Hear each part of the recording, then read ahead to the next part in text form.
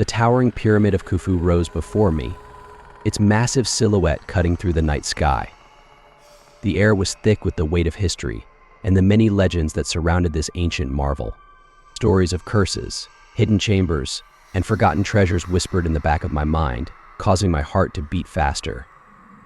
As an archaeologist, I had spent years seeking out remnants of the past, yet a deep, unsettling feeling tugged at me tonight. Ahead lay the entrance, a yawning black opening that seemed to beckon me inside. I paused for a moment, glancing up at the sky, now void of the moon's light, swallowed by the darkness. My flashlight flickered briefly as I moved forward, pushing open the heavy stone door. It groaned in protest, the sound echoing through the stillness. Once inside, the air felt dense and stale, tinged with the musty smell of ancient earth and time-worn decay. Dust floated lazily in the narrow beam of light as I ventured deeper into the pyramid's labyrinthine passageways. The corridor wound like a snake, twisting and turning, drawing me further into the ancient structure's depths. The walls, covered in intricate hieroglyphs, whispered stories of a forgotten time. Each step felt like walking back through centuries. Though I had studied these markings countless times before, seeing them here, in this sacred place, filled me with awe. With every photo I took, documenting my progress, my growing excitement slowly began to push aside the unease I had felt. The thrill of discovery outweighed any lingering fear. Then, an unsettling silence enveloped me. It was broken by the faintest of whispers, echoing off the stone walls. I paused, straining to hear, my heart racing. They sounded like a forgotten language, a chorus of voices layered with sadness and desperation. Chills crept down my spine, and I desperately tried to understand. But the words eluded me, slipping away like sand through my fingers. Still, my curiosity urged me forward. I followed the whispers down a narrow passageway that opened into a vast chamber. The sight took my breath away. The room was dimly lit by a phosphorescent glow emanating from the walls, illuminating hieroglyphics that seemed to pulse with life. In the center stood a stone altar, draped in tattered linen, remnants of rituals long forgotten. As I stepped closer, the whispers grew louder, transforming into an overwhelming cacophony. They swirled around me, echoing my thoughts and twisting my fears. Panic gnawed at my insides, but I couldn't tear my gaze away from the altar. Overwhelmed by terror, I stumbled backward, my flashlight flickering as the darkness threatened to consume me. The whispers escalated into frantic shouts, urging me to flee. "You do not belong here," they screamed. As I turned to run, something caught my eye, a shadow moving across the far wall of the chamber. I froze, breath hitching in my throat. The shadow twisted and morphed, taking the shape of a tall figure draped in tattered linen, resembling the pharaohs depicted in the hieroglyphs. My heart pounded in my chest as the figure stepped into the glow of the chamber. The figure's face was shrouded in darkness, but I could feel its gaze piercing through the veil. A low growl emanated from it, vibrating in my bones. It raised a skeletal hand, and I could see the remnants of ancient jewelry glinting dimly in the eerie light. The whispers intensified, swirling around me like a tempest. "Leave this place," the figure intoned, its voice echoing like thunder, resonating deep within me. I felt an overwhelming urge to obey, yet I was paralyzed by fear. Then, without warning, the chamber trembled as if the very stones were alive. Dust cascaded from the ceiling, and the walls seemed to close in. The pharaoh's figure lunged forward, and I snapped back into reality. My instincts kicked in, and I turned to flee, my flashlight flickering erratically, casting grotesque shadows that danced along the walls. The whispers turned into anguished wails, the spirits crying out in sorrow and rage. "You disturb our rest," they lamented. I stumbled over the uneven stones, the echo of their voices following me like a pack of wolves, hungry and relentless. I sprinted down the passage, shadows clawing at my back as I raced toward the distant light of the entrance. Just as darkness seemed ready to swallow me, I burst through the door, collapsing into the cool night air. The pyramid loomed behind me, silent, as the whispers faded into the wind.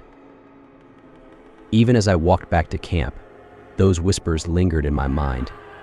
I knew then I would never return. Some secrets, I realized, were too dark to uncover.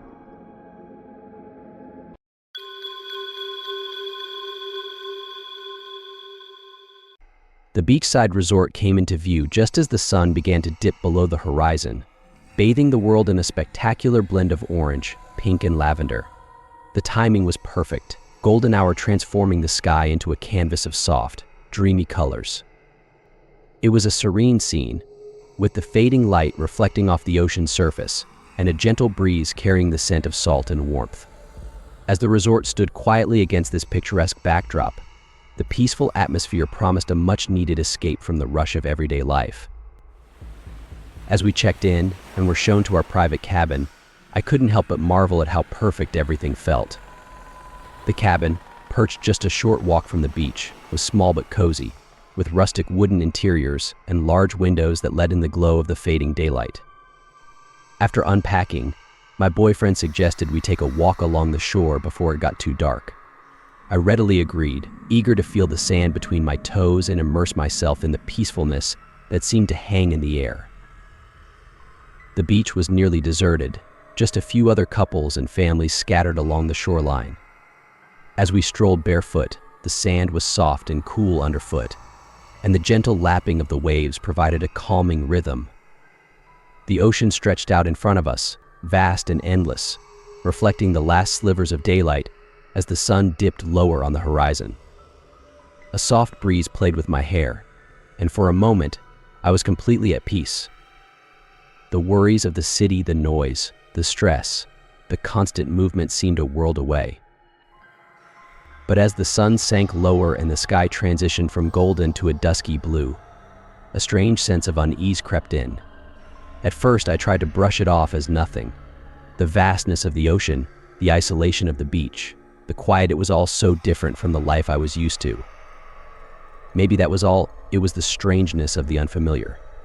But the longer we walked, the more I couldn't shake the feeling that something was off.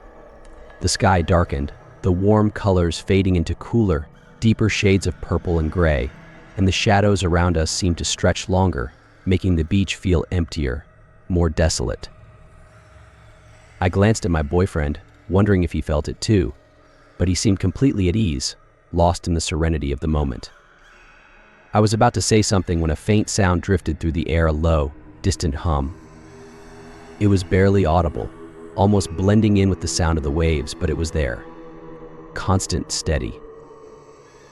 I stopped walking and tilted my head, straining to hear it better. "Did you hear that?" I asked.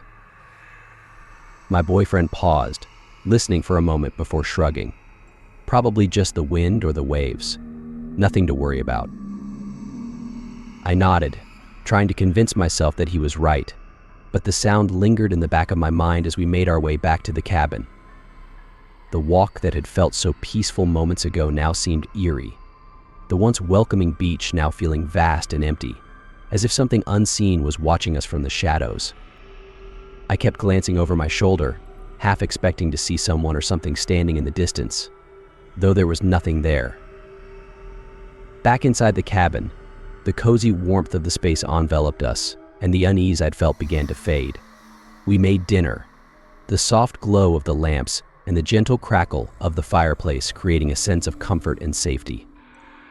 By the time we sat down to eat, I had almost forgotten about the strange hum from the beach. We spent the rest of the evening chatting, playing cards, and enjoying the quiet isolation the resort offered. It was exactly the escape we'd been looking for, far from the chaos of the city. But later that night, long after we had fallen asleep, I woke up suddenly. The cabin was dark, save for the faint glow of moonlight filtering through the curtains. At first, I wasn't sure what had woken me, but then I heard it again, the hum. Only this time, it was louder, clearer, and unmistakable. It wasn't the wind or the waves.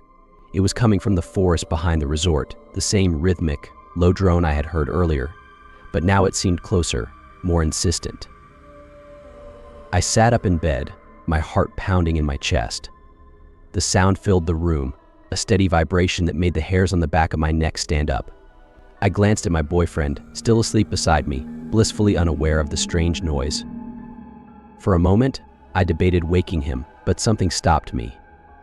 Maybe it was the fear that if I acknowledged the sound, if I gave it any more attention, it would become real, something more than just a strange noise in the night. I tried to calm myself, telling myself it was nothing, that it was just the unfamiliar surroundings playing tricks on my mind. But deep down, I knew it was more than that. There was something out there, beyond the beach, in the dark woods behind the resort. And whatever it wasn't natural. I got out of bed and went to the window. Moonlight filtered through the trees, casting long, jagged shadows across the forest floor. The sound seemed to pulse from the depths of the woods. My boyfriend stirred in bed. "Did you hear that?" I whispered, but he just mumbled, too tired to notice. I couldn't shake the feeling that something was off. I closed the window and tried to sleep, but that unsettling hum echoed in my head, making it hard to relax. The next morning, we laughed it off, blaming the strange noises on nerves or exhaustion from the trip. The sun was shining, the waves were gentle, and we spent the day on the beach, trying to shake off the strange events of the night before.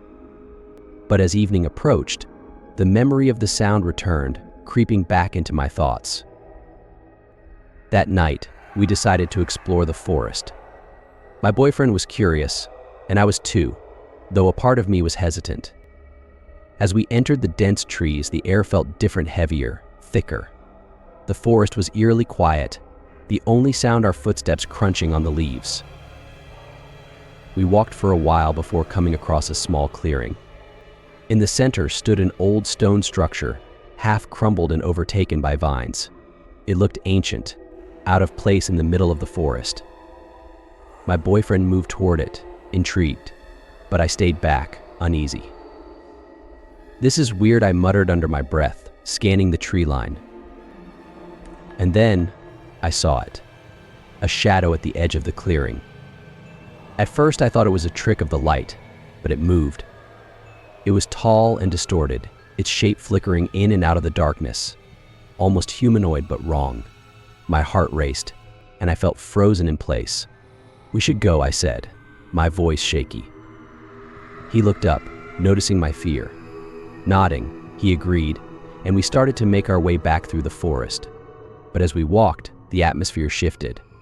The air grew colder, and the forest became darker, even though night hadn't fully set in yet. The hum returned, louder now, vibrating through the ground and surrounding us like an invisible presence. Then came the whispers, low, unintelligible, but unmistakably there. They came from all directions, faint at first, then overlapping, building into an unsettling chorus. My heart pounded as I glanced around, trying to pinpoint where they were coming from, but there was no one, just the trees. We picked up our pace, the whispers growing louder, closer, until it felt like they were right behind us.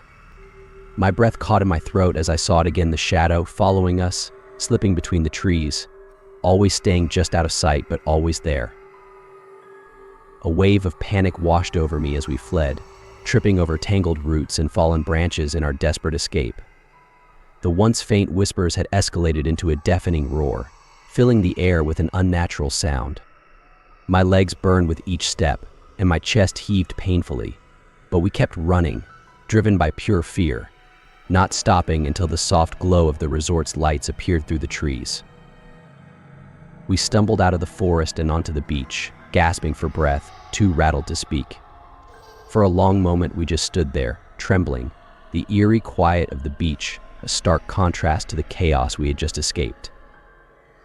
"I have no idea what that was," my boyfriend finally muttered, his voice unsteady. I didn't know either, but deep down I felt it. Something had followed us, something unnatural, lurking in the shadows of the trees. Without another word, we hurried back to our cabin, slamming the door shut behind us and locking it tight. The whispers had gone silent, but the tension remained, thick and oppressive, as if the forest hadn't let us go completely. Even inside, I couldn't shake the feeling that we were still being watched, that whatever had been out there was waiting, just beyond the walls, for us to step outside again.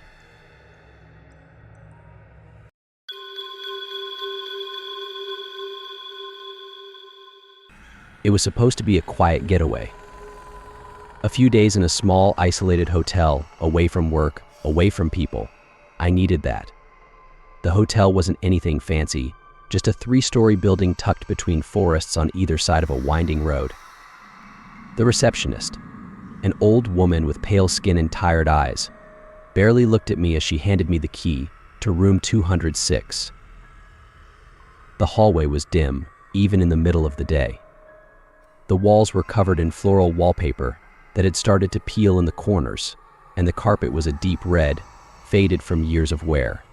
I passed a few closed doors but didn't see any other guests. It was quiet, too quiet. Inside my room, things weren't much better. The bed looked old, its sheets thin and grayish from repeated washing. The window faced the forest, a tangle of trees that seemed to absorb all the light. As I unpacked, I noticed something strange. The wardrobe in the corner had a long mirror on it, but it was slightly angled. No matter where I stood in the room, the mirror always seemed to be showing something just out of view, a shadowy corner I couldn't quite place. I shrugged it off, attributing it to the odd layout of the room. I was tired from the drive, and I decided to rest. I fell asleep quickly, but when I woke up, it was dark outside. The room felt colder than before, and there was an odd smell in the air, like damp wood or something rotting deep in the walls. It was probably nothing. Old buildings often had a musty odor. I decided to go to the hotel's dining area for dinner. As I left my room, I noticed the hallway seemed darker than before, almost oppressive. The lights flickered above, casting long shadows that stretched down the corridor. Again, I saw no one. The dining area was empty, except for a single man sitting by the window. He wore a heavy coat, despite the warmth of the room, his back to me. I sat down a few tables away, hoping to avoid conversation. But something about his presence unsettled me.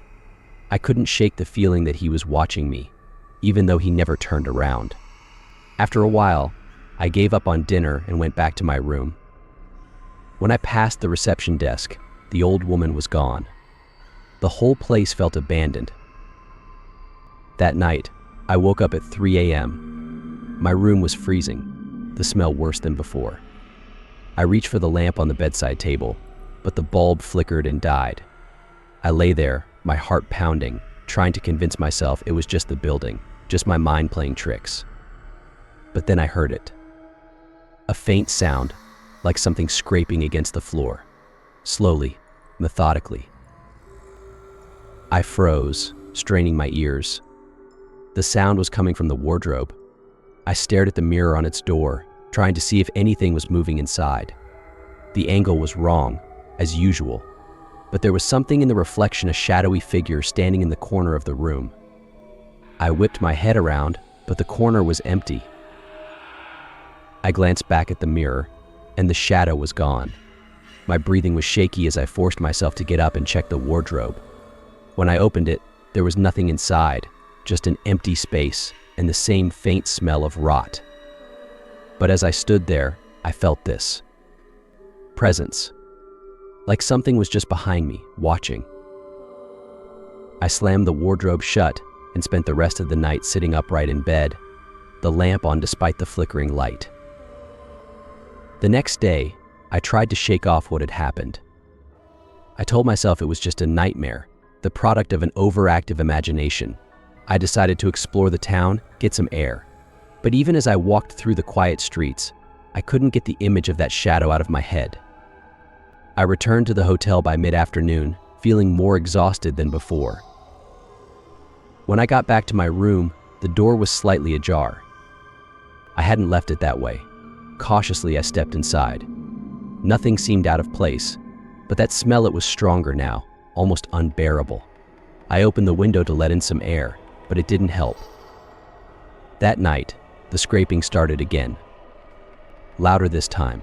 It was coming from inside the wardrobe. My chest tightened as I listened, paralyzed.